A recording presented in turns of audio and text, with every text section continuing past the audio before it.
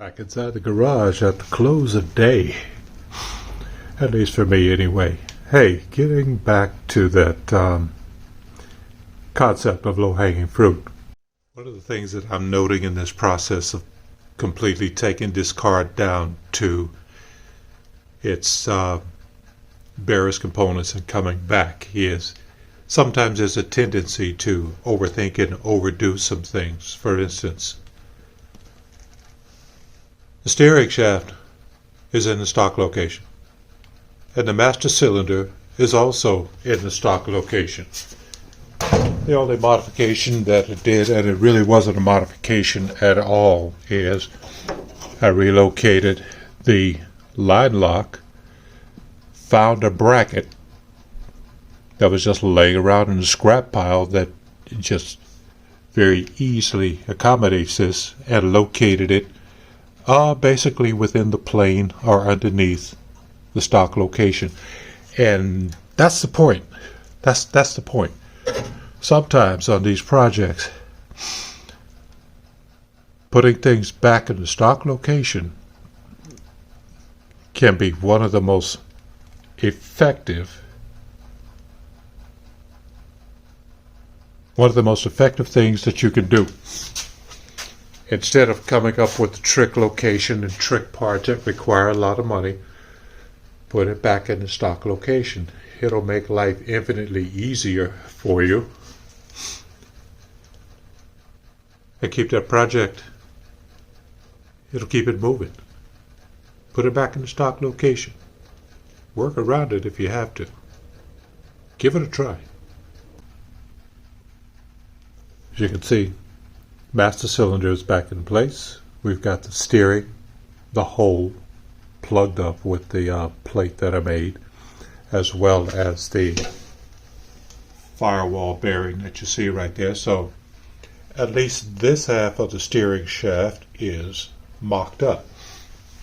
And right now, just waiting for, there's the rest of it. Now you may think that that's complete, but not quite. I ordered a different length of steering shaft because of the unique situation with having two drivers, and I need the longer shaft so that I can really dial in the length of the steering shaft. But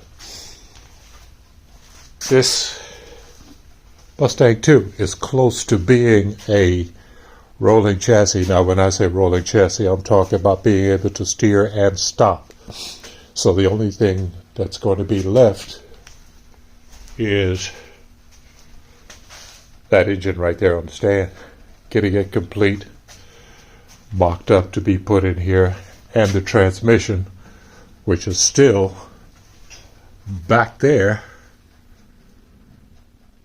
in those crates that you see.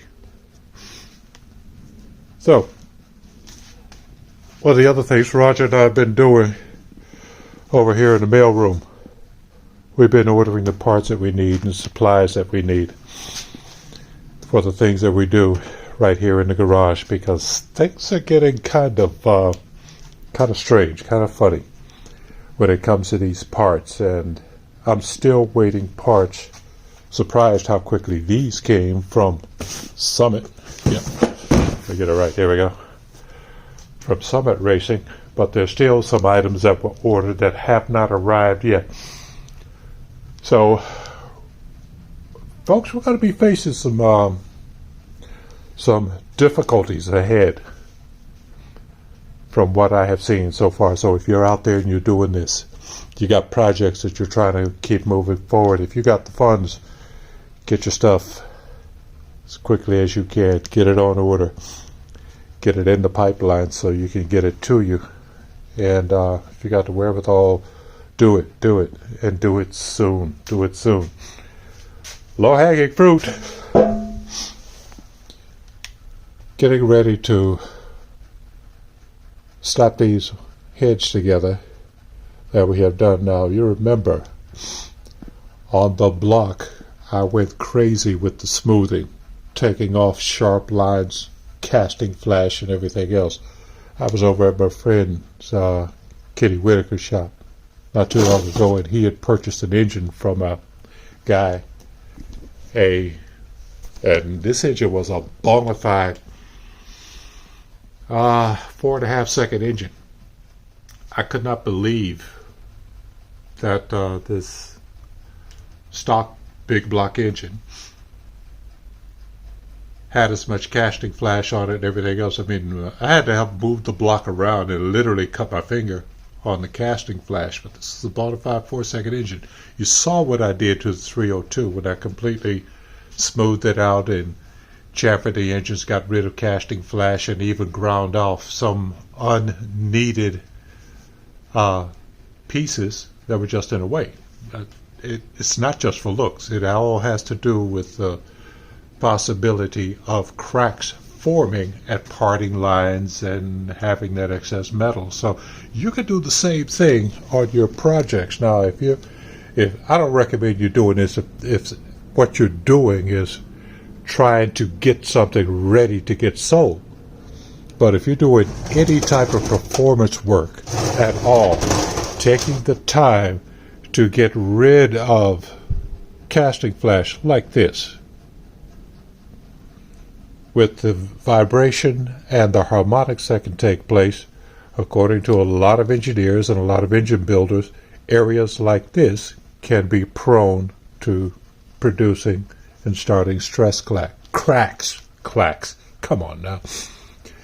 But as you can see there, I took the grinder and smoothed that out and rounded the edges on the head. So I've done this head, and I'm going to do the other one as well, because while I'm still waiting for stuff for the car, this over there, just imagine where I'm pointing, I've got to go ahead and assemble the cylinder heads. Again, just getting stuff done that I can get done, or as I still like to call it, that low-hanging fruit, to keep this project moving forward, because pretty soon, as all of this stuff gets